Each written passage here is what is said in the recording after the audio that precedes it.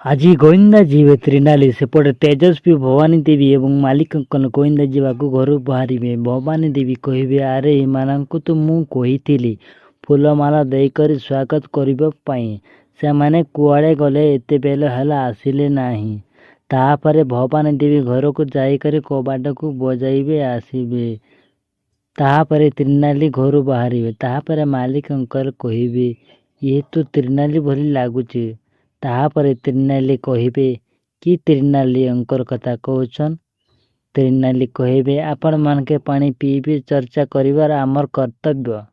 ମୁଁ ଟିକେ ପାଣି ନେଇକରି ଆସୁଛେନ୍। ତାପରେ ତ୍ରିନାଲି ଖାଲି ଗିଲାସକୁ ନେଇକରି ଆସିବେ। ଭବାନୀ ଦେବୀ କହିବେ, ଏଇଟା କ'ଣ ଅଭଦ୍ରାମୀ?